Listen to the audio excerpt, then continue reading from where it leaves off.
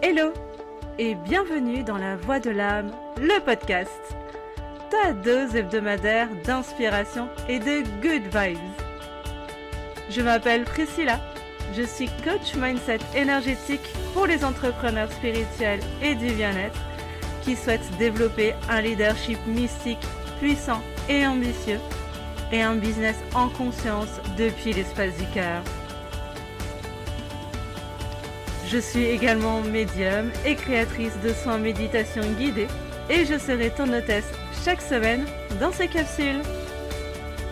Dans ce podcast, je te parlerai en solo ou en duo d'entrepreneuriat en conscience, de spiritualité, d'énergétique et je te livrerai également en toute vulnérabilité mes expériences et mes enseignements de vie autour de sujets divers et variés pour t'aider à avancer dans ton processus d'évolution, à te connecter à ta part divine pour révéler ton plein potentiel et t'aligner de plus en plus à la voix de ton âme. Alors, si tu souhaites embarquer avec moi chaque semaine, prépare tes écouteurs, attache ta ceinture et c'est parti. Tu es prêt? Très belle écoute à toi.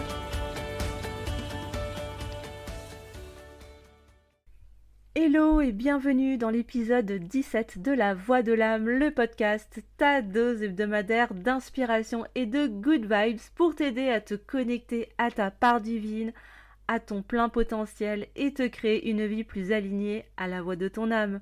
Alors oui, tu as pu le remarquer, l'introduction du podcast a changé. Cela faisait un petit moment que j'y réfléchissais et que je ressentais l'envie et le besoin de faire évoluer le message que j'avais envie de porter à travers ces épisodes. Et ça y est, c'est chose faite, je me suis lancée à l'eau. En tout cas, j'espère que cette intro et la nouvelle énergie qui s'en dégage te plaît. N'hésite pas à me le partager d'ailleurs en commentaire sous cet épisode ou bien en message privé sur Insta. En tout cas, pour ma part, je suis ravie de te retrouver cette semaine dans cette nouvelle capsule. J'espère que tu vas bien et que la semaine s'est bien passée pour toi. Et si jamais tu ne me connais pas et que tu découvres ce podcast aujourd'hui, bienvenue. Je m'appelle Priscilla, je suis coach mindset énergétique pour les entrepreneurs spirituels et du bien-être qui veulent développer un business en conscience depuis l'espace du cœur. Je suis également médium et créatrice de méditation guidée et je serai ton hôtesse dans ce podcast. Et cette semaine flotte dans l'air un parfum d'amour avec la Saint-Valentin qui fait le point d'orgue de cette semaine et qui représente d'ailleurs pour beaucoup de couples, beaucoup de personnes, une journée assez symbolique à travers laquelle les amoureux vont célébrer leur amour. Mais personnellement, moi j'avais surtout envie de te parler d'amour avec un grand A dans cet épisode. D'une part parce qu'il s'agit d'un des plus gros parcours initiatiques que je suis en train de vivre actuellement dans ma vie. Et d'ailleurs, je t'en parlerai régulièrement dans ce podcast. Et d'autre part aussi car les énergies de ce mois de février sont à mon sens imprégnées d'ailleurs de ces vibrations d'union et d'amour. Et oui, le mois de février, deuxième mois de l'année, porte en lui la vibration du chiffre 2, qui est aussi déjà symbole de dualité, de la dualité entre notre masculin, notre féminin sacré, mais également entre notre monde intérieur et notre monde extérieur, notre interaction et notre alignement avec l'amour de soi. Et d'ailleurs, je trouve que ce mois de février, de par sa vibration du chiffre 2, nous invite vraiment à aller explorer notre capacité à être en amour de soi, pour être prêt ensuite à recevoir l'amour de l'autre dans une version plus équilibrée, plus saine et guérie de nos blessures égotiques. Parce que la vibration du 2 finalement symbolise également le couple, le duo. Alors déjà le couple intérieur entre encore une fois notre yin et notre yang, notre masculin, notre féminin sacré, mais également le duo dans notre monde extérieur. Dans toutes nos relations, qu'elles soient familiales, qu'elles soient amicales, qu'elles soient professionnelles et évidemment dans nos relations amoureuses. Et enfin, pour moi, la vibration du chiffre 2 symbolise forcément l'union. Déjà l'union avec soi-même, avec les différentes parts de soi, puis ensuite avec les autres et avec son autre, avec la personne de notre cœur, avec la personne aimée, avec notre masculin, notre féminin intérieur et aussi extérieur, du coup, pour ensuite nous unir avec la meilleure personne possible pour nous. Bref, il y aurait énormément de points à aborder sur la vibration du 2 que porte ce mois de février. Moi, en tout cas, ce que je voulais, c'était juste replacer le contexte pour te partager, en tout cas, pourquoi est-ce que j'ai choisi d'aborder cette thématique aujourd'hui, cette semaine. En tout cas, oui, parce qu'il y a la Saint-Valentin et que c'était la bonne occasion. Mais pour tout te dire, ça fait un petit moment que j'ai envie de te parler d'amour, déjà parce que c'est un sujet, c'est une thématique qui m'inspire énormément, qui me nourrit beaucoup et que je suis en train d'expérimenter. Je suis en train d'être initiée actuellement aussi à l'amour avec un grand A. Et donc ça prend beaucoup, beaucoup d'espace dans ma vie, sur tous les plans. Et donc voilà, c'était aussi, ça me tenait à cœur de te partager ce sujet. Et donc là, c'était l'occasion, je me suis jetée à l'eau. Alors comme tu dois le savoir, il y a beaucoup de légendes qui circulent autour de la Saint-Valentin pour expliquer les origines de cette fête qui célèbre l'amour. Mais moi, personnellement, je n'avais pas forcément envie de faire tout un épisode uniquement centré sur la Saint-Valentin en particulier, parce qu'à mon sens, déjà il y a suffisamment de contenu sur le sujet pour que tu puisses aller te documenter dessus, et aussi parce que pour moi, finalement, l'amour se célèbre à chaque instant. Il n'y a pas forcément besoin d'attendre une journée particulière dans l'année pour être célébré. Pour moi, il se manifeste finalement dans chaque pensée, dans chaque parole, dans nos choix et dans nos actions que nous faisons au quotidien. Et je préfère aujourd'hui te parler de l'amour avec un grand A, l'amour véritable, plein, entier, complet, qui vient depuis un espace d'abondance.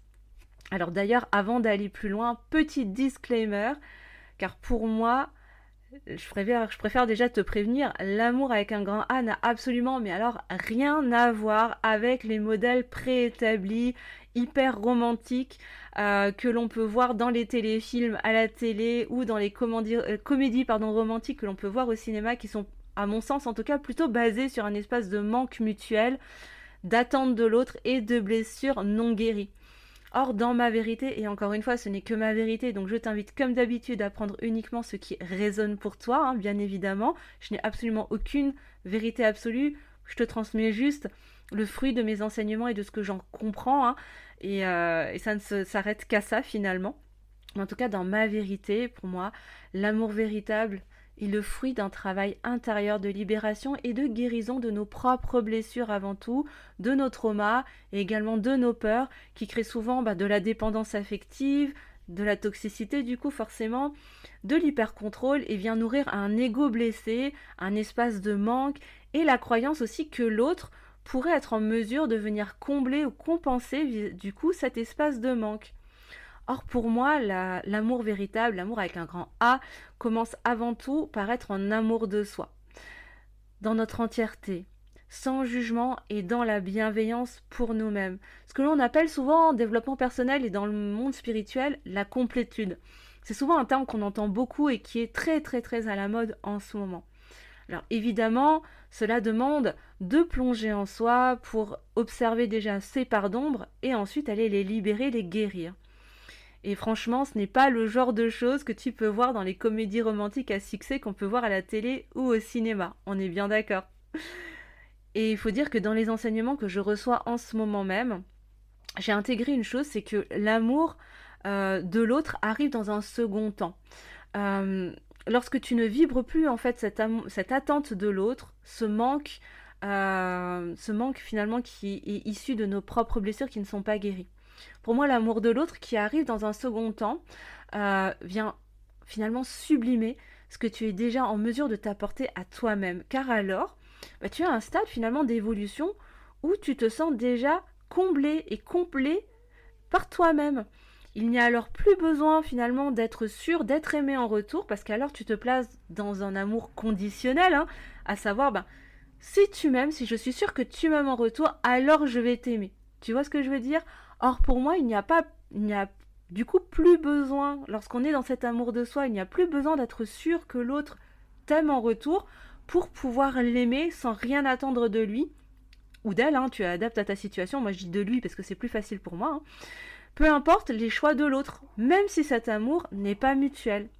Alors oui, je sais, ça peut être difficile à entendre et à intégrer, mais en tout cas, c'est le fruit des enseignements que je reçois en ce moment et de plus en plus, tu vois.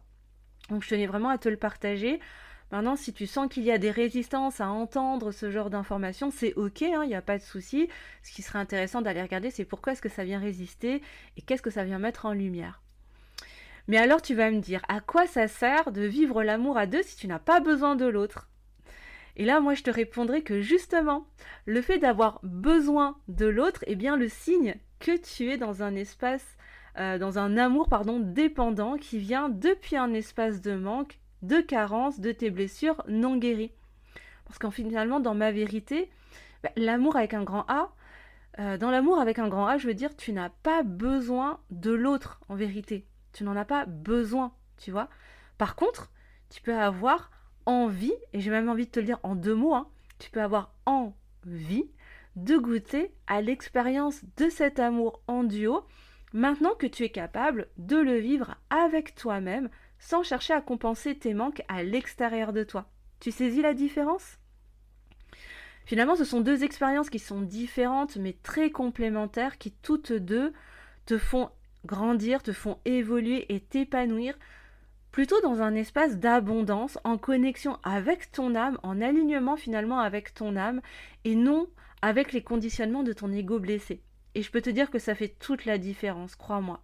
Parce qu'alors, même si l'amour n'est pas mutuel, tu n'es plus dans un espace souffrant, puisque tu n'es plus dans cet espace de manque, et que tu es capable déjà de t'apporter, de te remplir et de te nourrir de tout l'amour inconditionnel disponible pour toi, sans chercher à le récupérer de quelque chose ou de quelqu'un d'extérieur. Alors, je te le cache pas, ça se fait pas du jour au lendemain, c'est un travail de tous les jours, et je pense que c'est le travail d'une vie, bien évidemment. Je prétends pas être à ce niveau-là non plus. Néanmoins, lorsque tu as intégré, que tu as compris ce mécanisme-là, que ça résonne en toi, en tout cas que cet angle de vue résonne en toi, ça te permet vraiment de passer dans une autre dimension de compréhension de l'amour qui te fait sortir justement de cet espace de manque, qui permet vraiment de débloquer les guérisons justement de tes blessures de l'âme. On pourrait presque illustrer ça par un système de paliers, c'est-à-dire premier palier, la vie t'invite à être en amour de toi en fait, pour que tu puisses ne plus avoir à chercher à l'extérieur justement cette complétude, mais que tu puisses t'apporter à toi-même tout l'amour nécessaire comme tu en as besoin, exactement de la bonne manière pour toi. Et ensuite, deuxième palier, lorsque tu n'es plus dans cet espace de manque finalement, maintenant que tu as suffisamment épuré et guéri tes blessures, eh bien tu es prêt à goûter à l'expérience de l'amour en duo pour terminer tes guérisons et l'autre également terminer ses propres guérisons depuis un espace d'abondance et non de manque. Tu vois l'idée ? Et d'ailleurs, je trouve ça assez intéressant, l'invitation de la vie, de par la vibration du chiffre 2 d'ailleurs, de ce mois de février, de mettre en lumière particulièrement l'amour et notre rapport à l'amour en cette période de l'année où finalement la vie est en train de reprendre tout doucement dans la nature, après une période hivernale où tout était un peu endormi, au repos, en gestation. Et là, nous arrivons tranquillement, à partir de la mi-février, dans les énergies de printemps, d'ailleurs du printemps, du premier temps, avec les jours qui rallongent, le soleil qui se remet tout doucement à nous réchauffer et qui permet à la nature de se réveiller et d'éclore dans une énergie nouvelle d'ouverture. Et finalement, la vie ne peut prendre racine que depuis un espace d'amour. La vie est d'ailleurs le fruit de l'amour. D'ailleurs, c'est souvent ce que l'on dit lorsqu'on parle de la naissance d'un nouveau-né, n'est-ce pas ? Que la vie de ce nouveau-né est le fruit de l'amour de ses parents. Donc je trouve ça assez rigolo et même plutôt pertinent finalement, quand on y pense, de nous recentrer sur cette période de l'année, où les énergies de renouveau, de renaissance sont à leur maximum, sur notre rapport à l'amour avec un grand A, et de faire le point aussi sur ce que l'on désire vraiment vivre de cet amour, et nous mettre en chemin finalement. Donc moi je t'invite à prendre ton sac à dos et allons-y, allons nous diriger sur le chemin de l'amour véritable. En tout cas, si tu as envie de me rejoindre, eh bien je t'attends, on y va ensemble. Et donc comme je te l'ai dit en introduction, depuis quelques années, la vie, l'univers, Dieu, tu mettras le mot que tu voudras dessus, me pousse de plus en plus à m'initier à ce qu'est que l'amour véritable, l'amour avec un grand A. Et je t'avoue que ce n'est pas un chemin d'apprentissage hyper facile, c'est plutôt un des chemins d'apprentissage les plus exigeants que j'ai eu à vivre jusque-là, je t'assure. Et d'ailleurs, ces derniers temps, l'initiation devient de plus en plus intense. Elle me pousse à aller chercher vraiment dans mes profondeurs pour aller regarder bien en face mes peurs, mes blessures, mes traumas les plus profonds de cette vie présente, comme de mes vies passées d'ailleurs, pour les comprendre, les guérir et ensuite les dépasser. Alors autant te dire que ce n'est pas tous les jours le monde des bisounours, cela ressemble plutôt à un tambour de machine à laver pour te dire la vérité. Et même parfois j'ai dû m'y reprendre à plusieurs fois pour véritablement me dépouiller et me libérer de certaines blessures tant elles étaient ancrées profondément et parfois depuis de très nombreuses vies.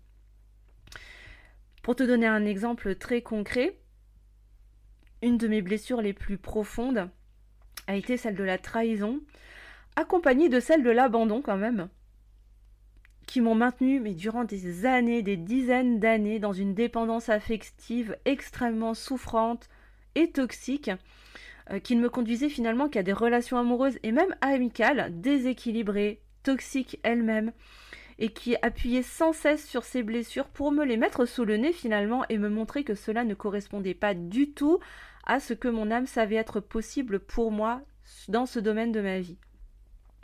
Et pour tout te dire, j'ai mis 2 ans de travail intense pour commencer à guérir de ces 2 blessures et ne plus rester figée finalement dans mes schémas passés de dépendance affective et d'attente de l'autre.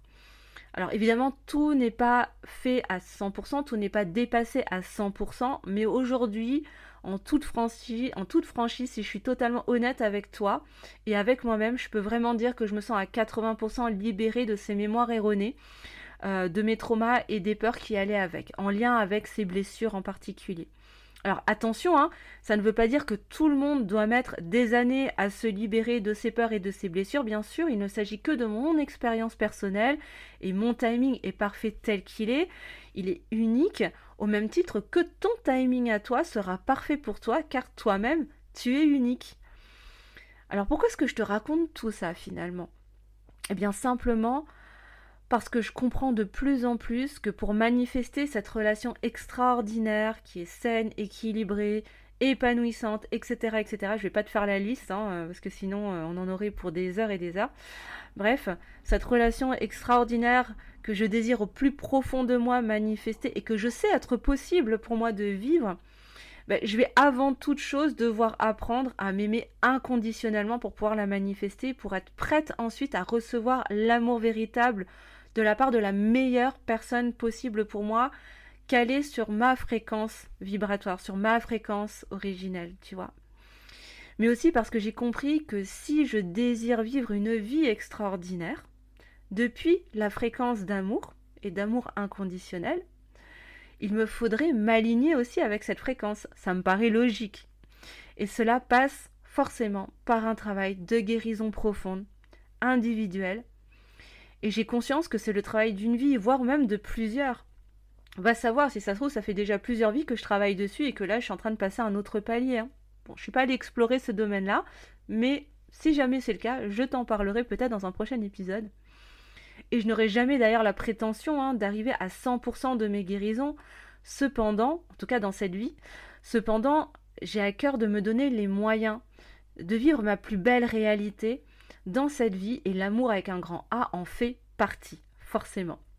Et pour cela, il va être indispensable pour moi d'aller regarder ce qui représente un obstacle entre cet amour véritable et moi. Et force est de constater que les plus gros cailloux dans ma chaussure sont essentiellement mes propres peurs, mes propres croyances et mes mémoires erronées issues de mon ego blessé. Et ouais.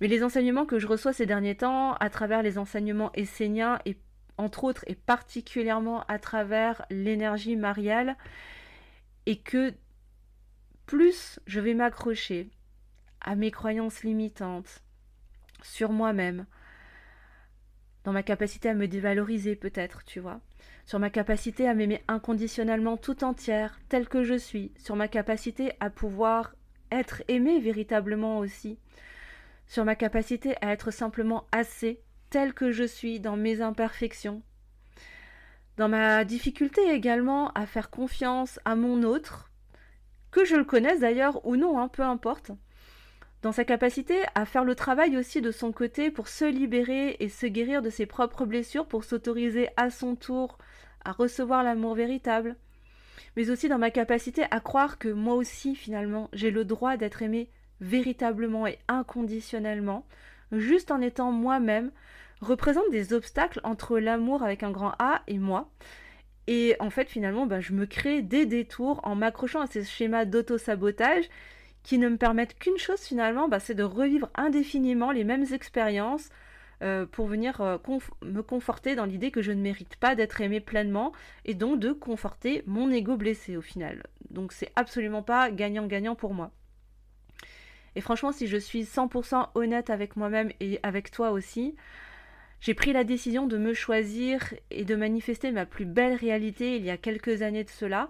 Alors d'abord sur le plan professionnel parce que c'était ce qu'il y avait de plus accessible pour moi à ce moment-là.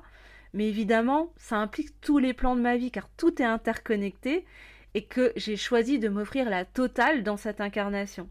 Alors avec du recul, je m'aperçois que ce parcours initiatique, d'une exigence quand même peu commune, je dois te l'avouer, m'a permis d'ouvrir des espaces en moi que je ne soupçonnais même pas. Je me découvre vraiment sous des aspects que j'ignorais jusqu'alors. Cela m'a permis aussi de découvrir des outils de guérison absolument incroyables, comme la libération émotionnelle, le coaching depuis l'espace du cœur, les soins de libération karmique et transgénérationnelle, pour ne citer que. Et je me rends compte aujourd'hui à quel point j'ai été dans une illusion, mais alors folle, de croire que plus je me contrôlais dans mes comportements de suradaptation à l'autre, pour lui plaire, ou plutôt pour ne pas le perdre, dans l'hyper-contrôle aussi de mes émotions, jusqu'à l'hyper-contrôle également de mon corps physique, je pensais que j'étais soi-disant libre, alors qu'en vérité, honnêtement, avec le recul, je me rends compte que je ne me suis jamais sentie aussi libre qu'aujourd'hui, vraiment. Pourquoi ? Parce que maintenant, je suis quasiment plus dans la peur d'essuyer un râteau de la part de l'être aimé. Alors oui, work in progress, on n'est pas encore à 100% de ce potentiel-là, mais c'est en cours et on a déjà très très bien avancé. En choisissant de croire que finalement, si mon autre me dit non, que je le connaisse ou non d'ailleurs, peu importe encore une fois, mais en choisissant de croire que si il me dit non, une relation encore plus extraordinaire m'attend au prochain virage, avec une personne encore plus incroyable et alignée à ma propre fréquence. Mais aussi en revenant toujours plus dans ma puissance, en m'autorisant, comme aujourd'hui, à me dévoiler dans ma vulnérabilité et à lâcher le contrôle. Et oui, parce que ma part contrôlante a pris énormément de place pendant quasiment toute ma vie, et que cela ne fait que quelques années finalement que je m'autorise à lâcher cette part contrôlante de plus en plus. Et ça m'a demandé vraiment beaucoup de travail pour m'autoriser à lâcher cette part contrôlante dans ma vie sentimentale, je t'assure. Et là aujourd'hui, ce que je suis en train de faire dans cet épisode, c'est un énorme pas en avant, de m'autoriser à me dévoiler dans cette vulnérabilité en lâchant finalement ce masque de la femme forte, mais inaccessible qui évolue depuis un espace d'ego blessé. Aussi en étant de plus en plus droite dans ma posture vis-à-vis de ce que je désire vraiment, vraiment vivre dans mes relations extraordinaires et de ce que je ne veux plus jamais également. Car plus je serai claire avec cela en moi, plus je serai capable de le manifester à l'extérieur. Mais aussi en m'autorisant de plus en plus à m'aimer inconditionnellement, telle que je suis, sans chercher à me suradapter à qui que ce soit. Là encore, work in progress, mais franchement, je suis assez fière du travail accompli et du chemin parcouru, même si on n'est pas encore à 100%, mais c'est ok. Et en gros, qui même me suivent, et ce sera très bien comme ça. Mais aussi à laisser la croyance que j'ai aussi le droit de recevoir et de vivre l'amour avec un grand A, selon mes critères uniques, qui seront différents des tiens certainement, et c'est ok. En tout cas, de laisser cette croyance prendre de plus en plus de place en moi jusqu'à déborder de mon monde intérieur pour venir se manifester dans ma réalité extérieure. Et enfin, en n'étant plus dans cet espace de manque qui me figeait vraiment dans une dépendance affective toxique, et en étant sortie de cet espace de manque, finalement, je permets à l'autre d'être de façon inconditionnelle, sans même attendre en retour qu'il ne m'aime finalement. Car un des derniers enseignements que j'ai reçus ces dernières semaines, donc c'est vraiment tout frais, et que dans le fond, j'ai pas besoin d'attendre de recevoir l'amour de l'autre en retour pour l'aimer déjà inconditionnellement et infiniment, peu importe qu'il fasse le choix de me dire oui ou pas. Et dernier point que je voulais te partager aujourd'hui. En fait, depuis le début de l'épisode, je te parle de l'amour avec un grand A et souvent on va se faire une image assez extravagante, voire irréaliste, qui pourrait faire peur de ce grand amour, de cet amour avec un grand A. Alors qu'en vérité, nous avons tous notre propre version de l'expérience d'amour véritable que nous désirons vraiment vivre. Et cette version n'a pas besoin d'être compliquée, bien au contraire. Aussi, je vais te proposer un exercice juste un petit peu après, mais ce que je voulais te dire, c'est que souvent on a tendance à idéaliser ou à fantasmer cet amour avec un grand A, justement par l'industrie du cinéma, à travers les comédies romantiques qu'on pourrait voir, où tout est surjoué, vraiment depuis un espace de dramaland finalement, alors que dans ma vérité et dans mon ressenti de ce que c'est que l'amour véritable, c'est d'une simplicité infinie. Et finalement, pour moi en tout cas, c'est une accumulation de petites choses toutes simples, qui part encore une fois depuis cet espace où tu n'es pas dans le manque et où tu es capable déjà d'être pleinement complet avec toi-même pour apprécier en toute simplicité d'être avec l'autre en le laissant évoluer, libre de ses choix, libre de sa manière d'être, parce que toi-même tu t'autorises à être totalement libre, et dans l'acceptation et dans l'accueil, dans l'amour et dans la bienveillance de ce que tu es dans ton entièreté, dans ton unicité.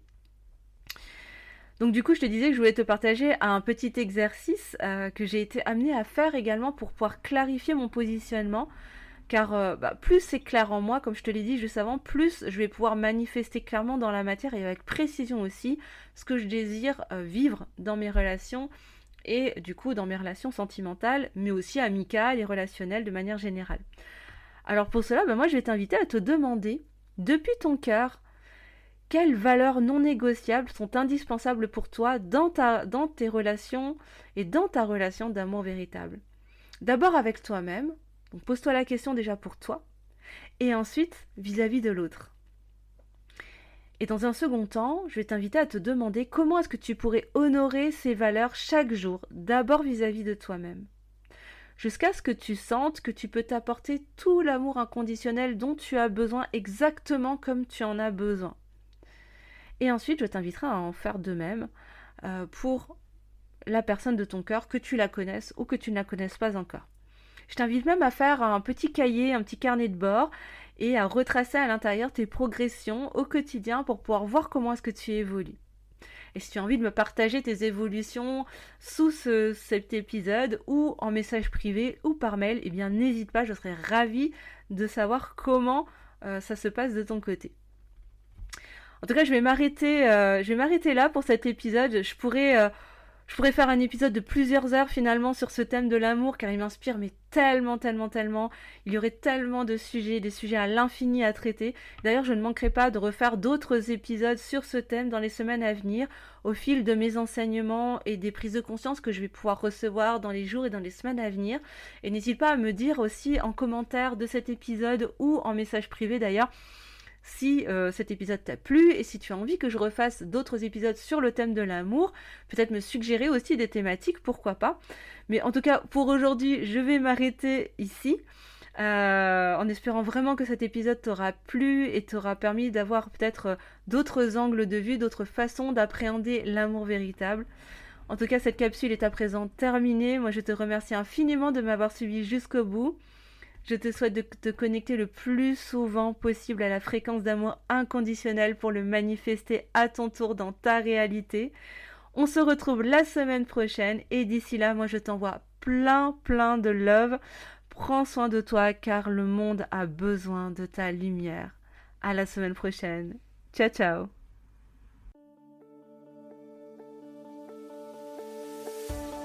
Merci de ta présence et de ton écoute.